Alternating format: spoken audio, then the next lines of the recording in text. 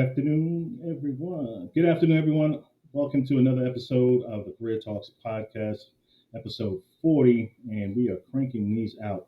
I know you're thinking, well, you normally start at 7, why 8 o'clock? Well, because I just had to have this amazing guest on. So I'm flexible to the talent that I come across on LinkedIn.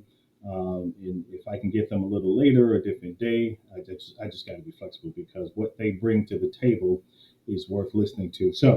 But before we get started, definitely want to give a thanks to the podcast episode sponsor, which is Agape Career Counseling Group. She does HR and business consulting, which is led by Deborah Russell.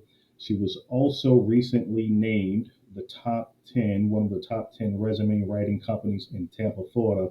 So a huge shout out and recognition to a good friend of mine, Deborah Russell, as well as she's launching a new brand called Beneby Perfume.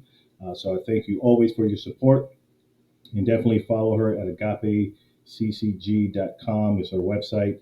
She can get you squared away. So without further ado, I came across Monica Guzman's information on LinkedIn, looked at her YouTube channel, and she's putting out content that is just motivating people across the board. She's an executive coach. She's an author. She's a corporate trainer. She's an entrepreneur. And she is the founder of Excellence by Monica Guzman. Let's welcome Miss Monica Guzman. Thank you, Hello. Orlando. Thank you so How are much. you? Super excited to be here. Thank you. Thank you. I always appreciate when I reach out and folks are flexible to respond fairly quickly, as you did. We followed each other on LinkedIn for some time now, and I'm glad we can finally connect. Again, great content that you are putting out, but share with folks a little bit more about who you are and what you do.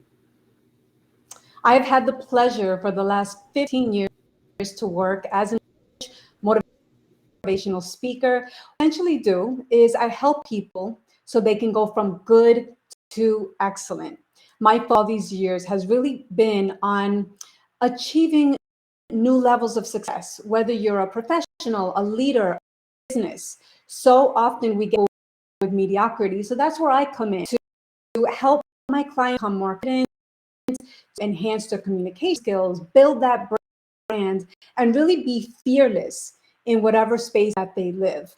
I'm also a speaker, which means the privilege of traveling around, speaking on all these things that help people to really get out there risks and understand they don't put themselves out there if even themselves, nothing is going to change. They're not going to move up the corporate ladder. So I am there to be that change agent, to be all of my clients' biggest cheerleaders. When I speak, I hope to inspire people to greatness, even if they don't understand how great they are. I'm there to help a bit along the way. I'm also author of a book called Being a Lazy Leader, and so my work is also centered around leaders or people that aspire to be in leadership positions. I love that. I was going to bring that up, and I'm glad you did. When I seen that, I was like, it's like a shot to the gut and saying, get off your butt and stop being lazy. So I love that. We'll definitely touch on that. So my first question is, as the topic, speaking with confidence, share with some of us and the viewers that are listening. Feel free to say hello again, and absolutely have your questions ready for Monica. Is that what was your journey? What was your personal journey to when you found your voice? What was that like? I was blessed enough to have a mom who gave me that voice from the time I was very young. And that's what I hope to do with some of my clients. They don't have a voice. They didn't have that journey where they could believe in themselves. To communication, to executive presence, it all starts with the voice inside your own head about what you believe about yourself, your own capabilities. Because if we don't believe ourselves that we can make it, that we can literally accomplish anything, we won't communicate with confidence. We won't be able to build these amazingly powerful teams. really, it all starts with what you just said. It's that voice and your journey. I was so lucky that my mom gave me that voice so that I could truly believe in my heart there's nothing I can't do.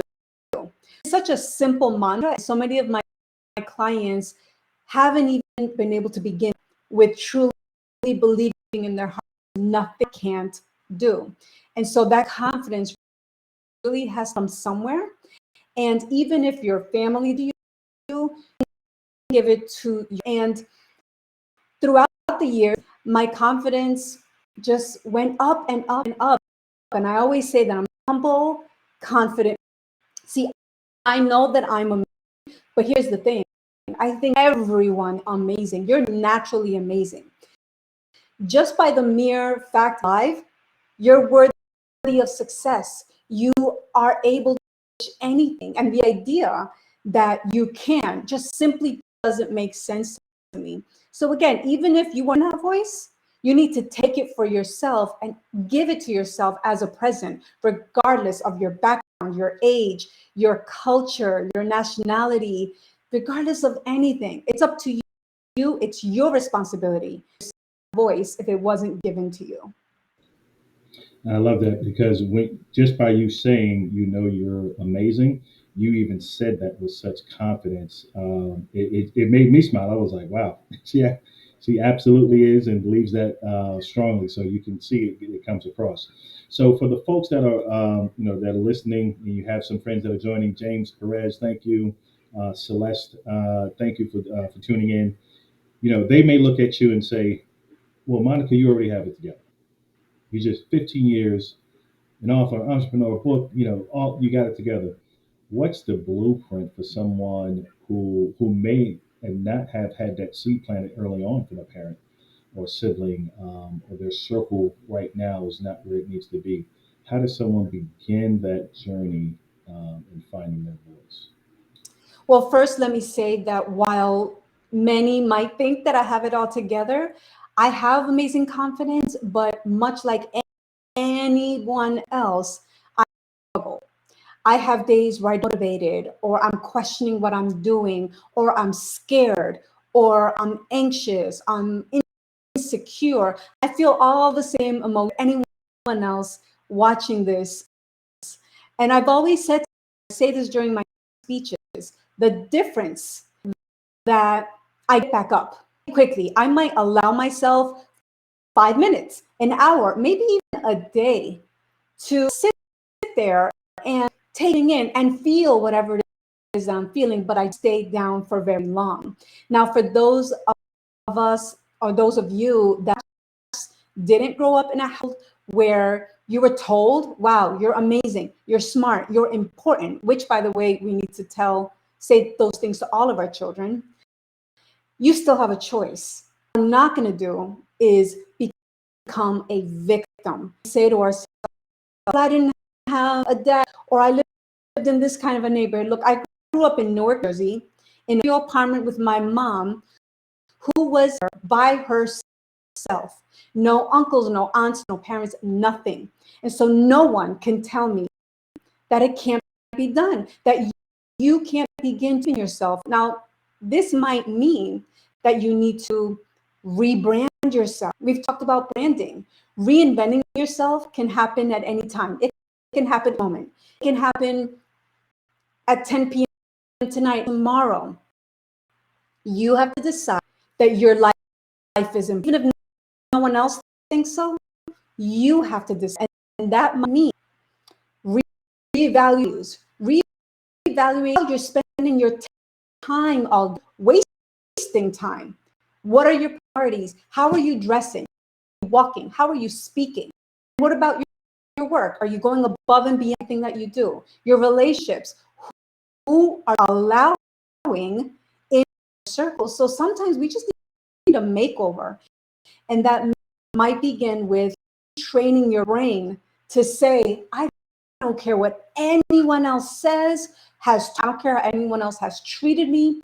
Today, I begin something new. I begin this new life. It's about me and what I think about myself. So everyone has that choice. No excuses. You just have to decide that you're worthy of that confidence, which everyone. That's true. That's true. And I like that. You said reevaluate your values. That's pretty powerful. So, what are some values just through your coaching? Some of your students or clients that you work with, what were some of those values that you seen they may had to overcome, and how did you support them through that process? And I that some of my past and current coaching clients are here. So I want to say a special hello to all of you. Thank you for joining. One value might be self-discipline, Mm, where you say to yourself, achieve excellence, and mediocrity is just not going to cut it anymore. Dedicate my life so that it's to a life that's more around discipline. I do what I need for, I do what I want to do. So be more focused on your goals. I have a client I'm working with who has these amazing goals, but she said to me, I don't know where to begin. I need an accountability. Sometimes we need that help. And some of my clients struggle in that area, whether believing in themselves, so confidence, self-discipline. Well, how can I get my up when really all I want to do is sit on this couch, eat some cookies. I always talk about cookies because I'm like a cookie monster. I love cookies. Or I just do anything. And whether you're 53, 21, 97, we have to look at those values. The good is not good enough. The idea that in order to achieve excellence or success, you retrain your mind to do what needs to be done and to tell yourself no, because that's mm, being confident and speaking a certain way. It's believing in yourself and it's telling yourself, no, we need to do better, or no, you do this. Stop listening to that voice that tells you it can't be done or you will fail. Who do you think you are? And those are just garbage that we say to ourselves. love it. So when it comes to, because you said something key there too, but just overall, just the confidence, right? What are some external and internal barriers you're seeing that we deal with in our confidence? We can start with internal. What are we telling ourselves over and over that's the internal barrier for us building that confidence? I would say the biggest internal barrier is this thing that we say to ourselves, I'm not good enough.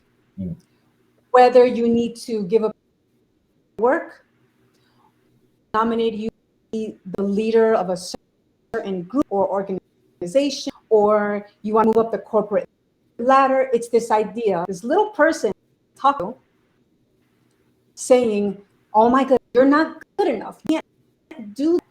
And there is nothing powerful than the things we say to ourselves. If we could just realize the power that comes with talk, we would totally talk to ourselves. Why is it that when we talk to people we love, our children, our elderly parents, we're so gentle with them? mm, We support them. We use this language like, you're going to do great. My son is almost 4, and let me tell you, he's going to have confidence too. Sometimes I have to simmer it down because I'm him to talk to himself a certain way. So mm. internal factors, it's I'm not. On the outside, in terms of external factors, there's so many of them. There's people telling us it can't be done. I had a client who said that his wife told him that coaching was a waste of money. Well, I'll leave there. He ended up her. He became like the director of this huge program in a pharmaceutical company. I'm not suggesting that people are spouses, but you have to look at who you're yourself with. What kind of experiences have molded the way you think about yourself, you speak? Because honestly, when we speaking with confidence, every what we say and how we say it is a Mm. reflection of how we think about ourselves. So let me say that one more time back. Anytime we say something, reflection of how we think of ourselves, what we think we deserve. That's good. That's good. So let's move that into, because you do a lot of speaking around workplace topics, right, and how that relates to in the workspace. So what are some of the negatives that you've seen or maybe experienced or your clients have experienced that by not speaking with confidence and they've seen an impact in that? Anytime you let interrupt you in a meeting, you're messing yourself up. Any you have an idea and you don't speak up to your boss, to your colleague, to your client, you're sending the message to yourself that you matter and your ideas don't matter. So how many times, for all of you that you're watching, have you stayed quiet when you knew you should have said something? Clients, make sure your voice at least twice in every meeting. If you're not doing that, you're not being deliberate, as my friend James said, you're not being intentional. Most importantly, you're not being strategic, because no one is going to come to you and say, tell me why I should hire you. You seem to want to put you in this position. So you're advocating for yourself and you decide. Now, trust me, I'm scary. People don't believe me, but I'm actually quite shy myself. I'm an introvert, I'm shy. But when I'm inspire folks, it does bring out a different side of me. But there was a time when I was petrified to say anything at work. I felt like what I was saying was going to sound silly. I was started doubting my, going to disagree with me. They're going to think, what does she know, right? And so there's so many things that might make us doubt ourselves and not say anything. But I've always told people, there's no time like the present. As you're sitting there in that, you have to say to yourself, what is stopping me?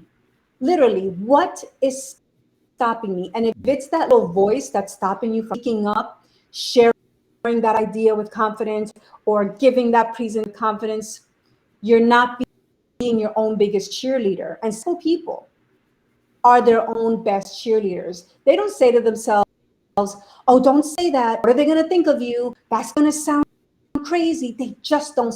They say to themselves, I'm going to give it a try. I deserve to take up time and space in any meeting. I deserve this success, even if I mess up. Even say that with confidence. See, that's the thing. We don't have to be perfect to be confident. And I think you hit the nail on the head with that too. But I like what you said there. I deserve the time and space to take up in this meeting. So you said twice though. Why twice? And explain the reason behind being heard twice in the meeting. That's crucial. That's key.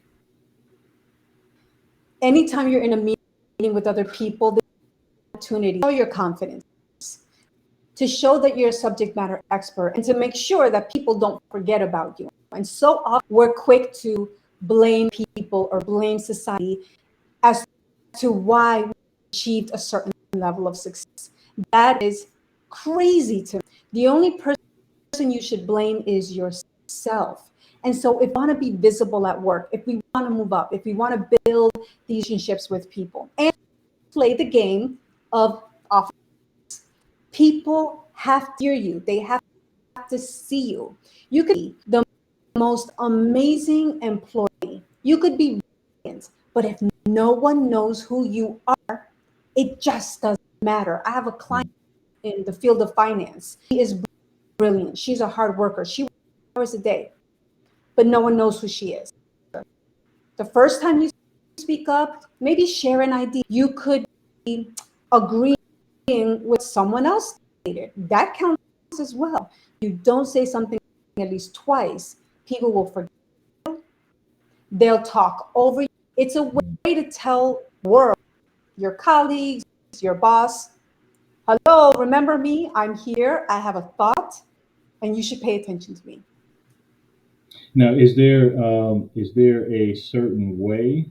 Say if someone really is analytical and they say, okay, I'm going to be heard twice. Is it a question and a comment? Is it two questions? Is it two comments? Or is it just, hey, you jump in when you feel it's the right moment, and you can share your value. At least one of these should be it. And I'm glad you brought, because so many people, when they do speak up, they do so in the wrong meaning. They use words or phrases who they are. So they use filler words. My friends, you know what that is. So like she is not going to get the job done. Minimizing language. When we say things like, well, I think that maybe we could think about, that's not the type of person that's going to get promoted. Instead, and I go through this with all my clients, instead, use language that is affirmative. That people know I have an opinion and you should be listening to this opinion. You could say or start your sentences with, I believe, I suggest, I propose. Starting your statements in that way lets people know, okay, it's time to leave. Now, again, you could follow that immediately with, well, think. And that's fine. But we had away from this wishy-washy language that doesn't let people know you're here, that you matter, that you have good opinions. So a question is fine. We don't want it to be two questions. It's one statement and then a question if you'd like. You could also agree with someone. There's lots of ways to let your voice heard. Make sure that you're speaking slowly. Make sure they're breathing. Some people get so nervous that they forget to Yep. pause. Remember, if you're of taking up time and space, there's no need to talk a mile a minute and then you get lost in your own thoughts. That's not what successful people do either. So how do people get through, right? You said affirmative, right? Say something that's affirmative. I propose. Um, how do folks get through the fear in trying to be affirmative in a meeting? So what's that coaching process like that you're putting them through? Is it role playing? Walk us through some of those strategies where people can go to the next meeting, like literally tomorrow, and be like, okay, Monica said to do this, and I'm going, I'm going to go for it. What does that look like? The tricky thing here, Orlando, is sometimes we have to move forward with practices, Mm-hmm. even when 100% confident. And we've all heard the term fake it till you make it. I do believe in that. Even if you're not feeling 100% on the inside, risk anyway. Even if on the inside we're freaking out and you're thinking, oh my God, I don't know what they're thinking of what I just said. A inner narrative might always be there. It might take some time to change that narrative so that it is more confident and reassuring. But even if it's not there yet, what we on first is looking at that little voice inside of you. What is that voice telling you that's getting in the way of you speaking up? Yes, I have a question. I think is XYZ. Or, yes, I agree. I recommend that we. Is it that you don't actually think you're a subject matter expert or that you're worthy of being in the position you're in? By the way, I worked with a CFO who said, I can't believe I'm in this role. I don't believe it. Mm. And I'm totally not confident. I know my stuff, but I just can't believe I'm in this role. Those inner thoughts, my goodness, they're powerful. But the news is you're in the driver's seat. You can decide to dismiss them, to change the language. Who else is going to do it for you? Literally, only you can do it. So we work on those inner thoughts. And then we go through different words and phrases you can use, including the ones I just shared, because there are so many of them. And once you start going, it's easier and easier. I promise you it will. But the most work is really when to look at yourself.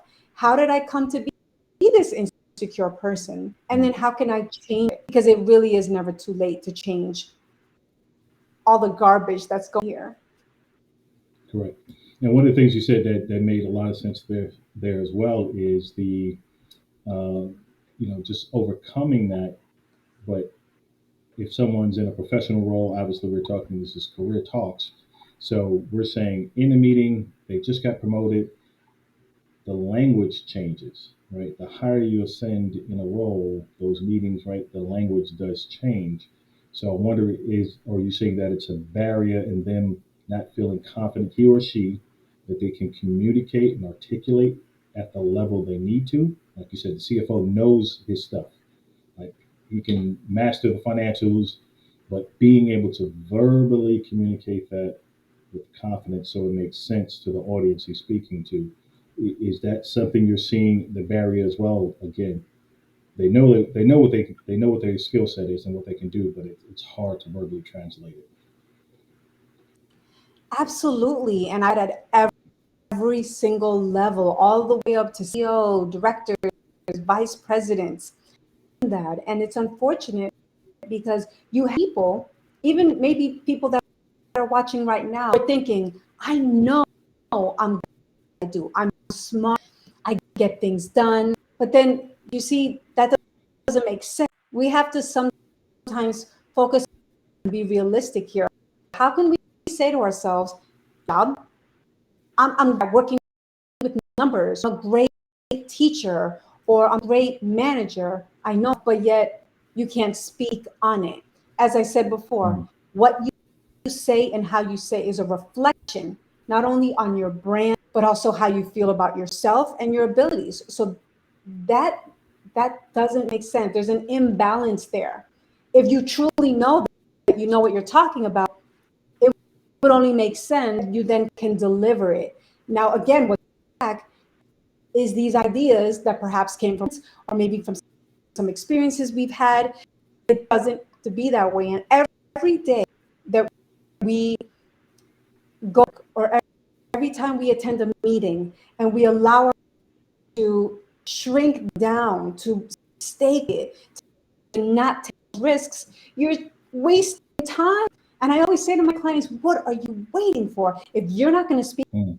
up, your colleague, if you're not going to speak up, that new employee will. And so it's about a healthy competition, but mostly a competition yourself, where you can be stern with yourself and say, okay, you answer to that question, now speak up. It's like having a child. You have fun with them, but also loving. You can do that with yourself in the way you speak to yourself. You can say, come on, it's time to say something. You know what you're talking about, say it. Mm. What are some practical? Because one of the things I'm always conscious of is providing actionable advice for the listeners. Right? What are some practical ways, baby steps, boot camp type training that they can start? Like again, I said it earlier, they can jump into it tomorrow. That you coach on to get over that immediate fear, even if it's just as simple as okay, it's like double dutch. They got to wait for the right timing, right, to jump in and be able to translate what they need to say in a meeting. So, what are some practical first steps that folks can take? Those who are my clients might be listening. You know all about what I'm about to share. The power of the pause. When Mm. we speak, we need to be able to step back. Think before we speak. Think before we respond to an email, before we send out an email, before a question. We tend to move, and that hurts us. When we can pause, even if it's for two Mississippis, and trust me, it's not awkward. One Mississippi, two Mississippi. It does so much. It gives the impression that you do have authority. You sound more organized. So I'm going to ask everyone to start practicing the power of the pause. Next time someone asks you in a meeting, instead of blurting out the first thing that comes to your mind, pause for a moment. That also gives you time to, should I, what I want to say? Am I going to say it in a way that gives me credibility? Well, strategy. Is this the right time? Is this the right place? So our minds work quickly. In those 1 or 2 seconds, we can think through all of those things and then we can deliver. So I would say slowing down, practicing the power of, and then also try recording yourself on your cell phone for 5 minutes, at least once a month, and then play it back. I know that sometimes it's hard to watch ourselves. Play it back. And then once you're done laughing, you can look at language you use, your verbals. Did you look nervous? Look comfortable? because a lot of this is about self-awareness, what you're saying to yourself, even as you're speaking. See, right now, as I'm speaking, we're saying things to ourselves we might think we might say, or whether or not we feel comfortable. And so when you talk to yourself, don't answer yourself though. When you speak to yourself, you be your own guide so that you can say, okay, maybe let's slow it down a bit. Or that's a conversation for next time. That goes back to being your own cheer and your own mentor. If you don't speak to yourself, no self-awareness, of course, you're not going to be strategic. You're ultimately not going to be truly successful. That's good. I like that, especially the recording, because even doing this podcast, right? I don't like going back and listening to myself, so I have to overcome that myself. So you definitely hit something right there. Just to say hello to a few more folks. You got some fans here, I can tell you. Liz, thanks for joining. Deborah, thank you, thank you. Tatiana, thank you. All right, so a follow-up question was you were saying about the uh, whether you can ask a question or comment out of the be heard twice. Share with folks that it's okay that if their first question is, hey, I don't understand what you guys are talking about, or can you explain that more, is interjecting with a question of just right, you're putting it out there like, hey, I'm not tracking what's going on right now, can you explain that to me? Does that shed a negative light on them? It doesn't matter what you say, you can say it with confidence, right? And I think we all know that there are political figures out there that with confidence, even though there was no sense. So a lot of us in a way where it shows we believe in it, even if it's a silly idea. And that includes ask clarity. Even if you messed up, let's say you're a leader and you have to tell us, hey, I messed up. Even that you can say with confidence.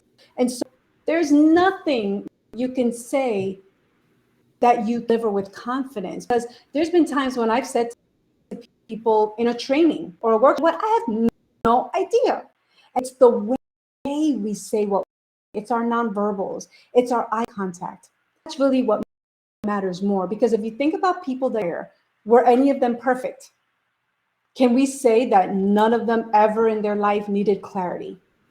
President Obama is regarded as a great speaker and presenter.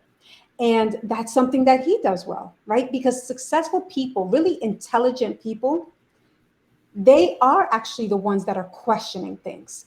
They're thinking through what the person just said. They might disagree. They might not understand.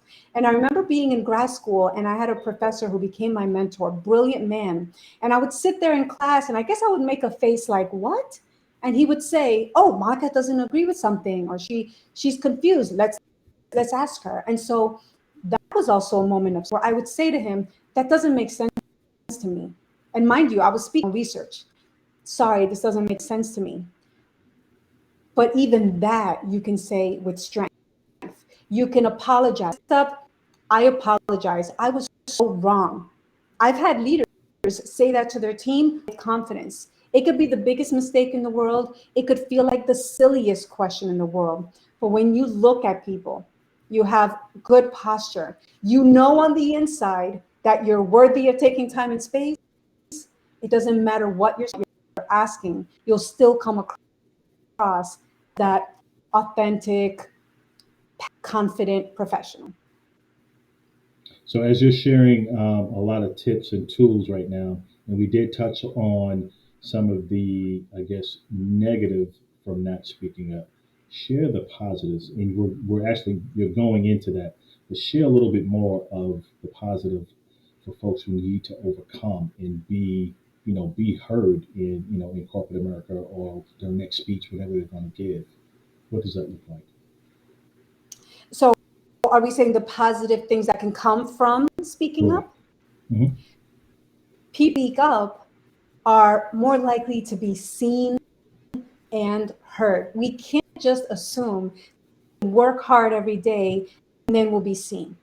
And I remember years ago saying to my own supervisor, you're not seeing that I do Y and Z. And I'll never forget, he said to me, how will I know? I'm not doing wonderful that you're doing. And I said, well, what do you want me to tell you? Oh, I did this. And he looked at me and he said, yes, of course, there's a way to do it. You're not going to Mhm. email your boss every time you do something positive. You want to be strategic, of course. That really got me thinking, why aren't more of us speaking? And there's a full way to doing this, of course. It's like but there is a way to wake up, to let people know that you did something. Taking credit. I mean, how many times has someone given you a compliment at work, business setting, and we start to apologies. We give someone else credit. Orlando on XYZ. Oh, thank you so much. It was my team. It was all them. Now there's a difference in giving credit where credit is due and completely ignoring a genuine cause someone gave you. So I want everyone to Mm. start doing this. When someone is so easy, you just thank you. I appreciate that. You say it with confidence. Stop talking. Stop over speaking. Please say thank you. I appreciate that. Because again, at the end of the day, we want people to regard us as unfavorable. We want people to talk about us in a good way. That's how you get promoted.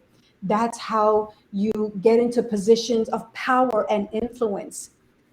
Life is tough. Business is even more tough. We're not willing to defeat these demons that live in our minds. Not only will we never get in life, but no one will stop to notice us in business. It's not their work to do. That work belongs to you. And that's a great point that I want to unpack a little bit more.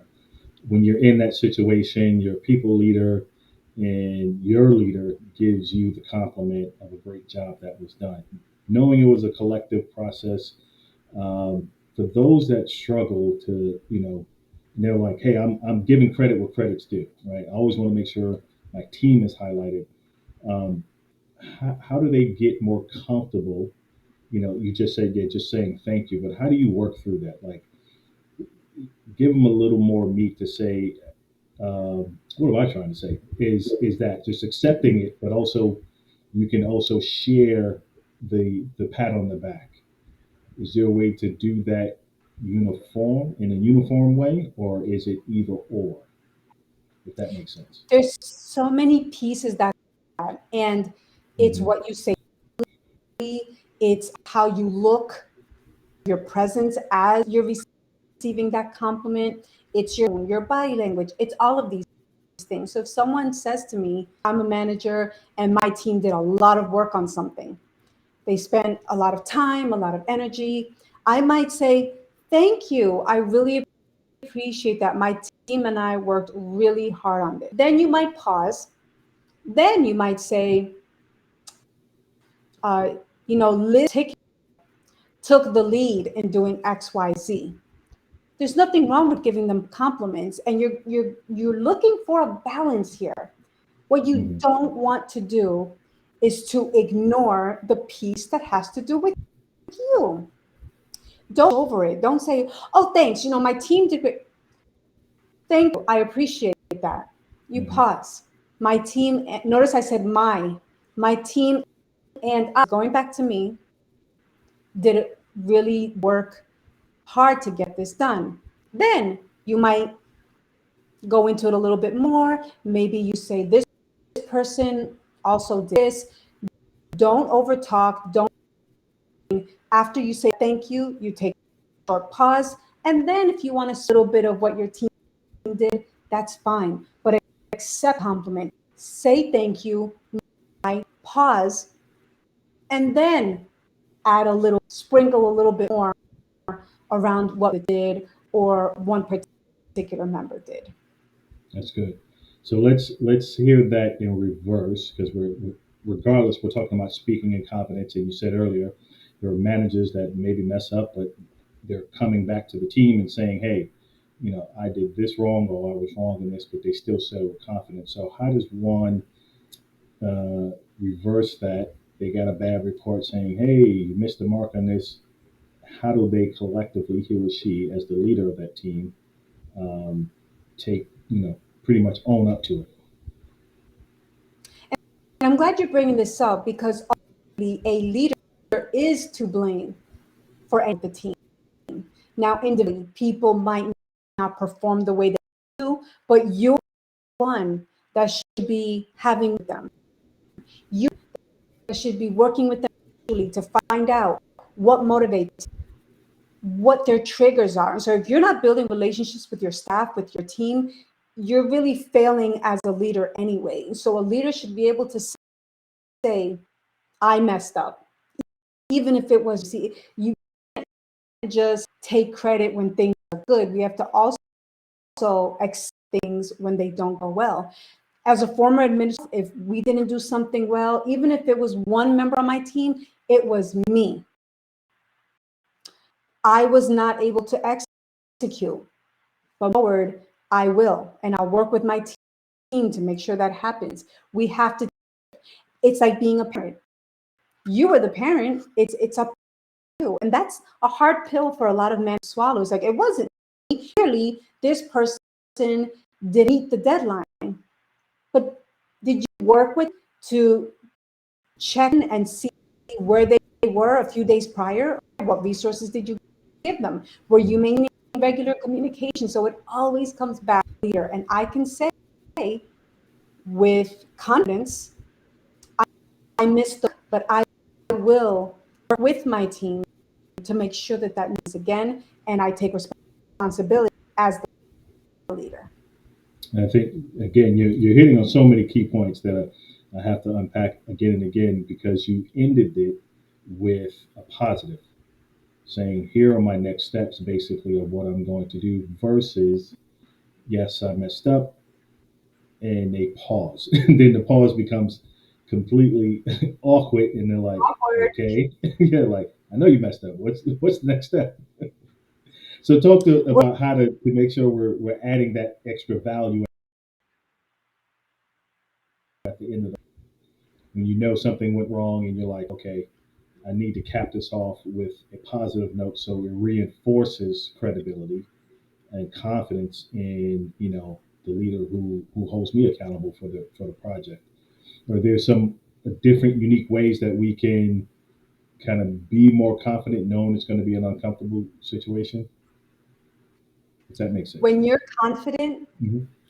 there's no situation that could come up could make you as a professional, as a person. Mm. Any truly confident person or speaker can deliver a message or communicate about anything and still exude that confidence, whether they messed up, whether their team messed up, whether something they don't know, totally confused. A confident person can still in a way where they're like, wow, that's interesting. They don't even seem Mm. affected by it. Now, of course, be concerned if you didn't meet a deadline or a certain outcome that you have to take it personally. But an effective leader, as you just suggested, will always look for a solution at the end. There's no such thing, period, let's all go home and lay down. Lay would never be an option. So mess up as a leader, I say, well, the actions I'm going to do are this. I've apologized before to my direct reports where I've had to say, you know Mm. what, I totally messed up. I totally misread that vision, or I really was not listening to you, obviously. And what I want to do better is this. Are you willing to partner with me so that we can move forward? But if I'm taking accountability, saying that with confidence, and that's how things really get done. Great stuff. Great stuff. So we have about 5 minutes left. Time has flown by, and I wanted to make sure I get on topic with your book, "Stop Being a Lazy Leader." What sparked you to write that book? Let's face it, we've had a bad boss, someone whom you regret ever office, someone who makes you hate your job, someone who may question even being in the industry that you are. And that has to be, I know what it is, a horrible feeling. I want to do everything I can to build leaders who are in their people, who can help others succeed. And it really is an art form. So many people just simply don't know what that means. They're put into a position of power and influence without having any idea how to inspire others, how to influence others, how to bring out their people. And so, in the book, I teach people who either already a leader or aspire how to build their leadership brand. So we go over all the tips to really reinvent yourself as a leader or future leader. I talk about communicate with confidence and executive presence. We talk about to work with quote difficult employees. Everyone has an employee difficult, and I'll share a little. Most people aren't difficult. It might be you and your disinterest in investing in them, team member. We talk about how to make sure that you are measuring success in the right way. Walk you through from beginning to end how to reinvent yourself, how to work with people, with them, deal with people that might make job goals, and then how to make sure that on the team is. It's a quick read. It's something that can also help professionals in general who are looking to think like a leader. I'm pretty proud of it. It's available on Amazon, and it really is a cookbook, if you will, you can do to rebrand yourself and really gain that need in whatever industry you're in.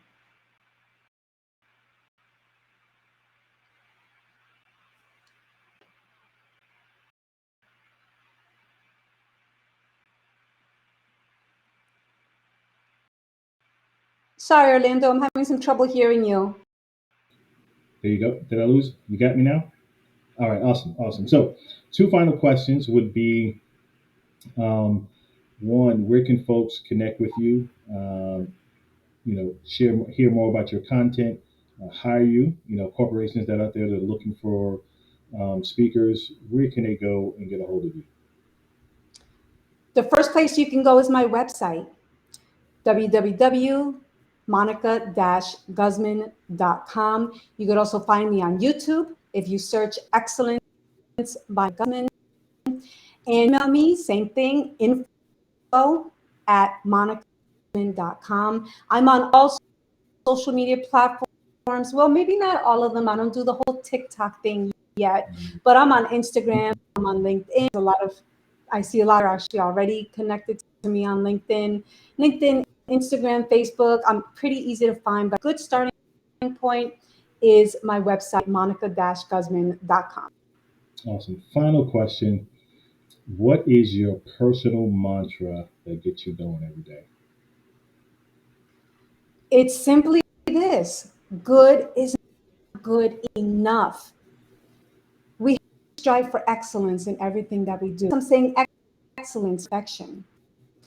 If I can read to myself throughout the day, it will really guide everything I do that day. It will inform my decisions, the people I surround myself with, how I walk, how I dress. Demanding the best for myself, demanding the best for myself really dictates to me what I should do and how I should do. As long as I can follow that, I know that at least I'm giving 120% of myself to myself every single day. And if you notice, folks, how well orchestrated and crafted Monica is, and if you pick this up, you should, especially if there's students out there. She paused after every question before she responded. I was following that.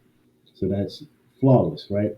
that's just who she is now in her practice and what she does to inspire folks all the time. Thank you so much, Monica, for your time.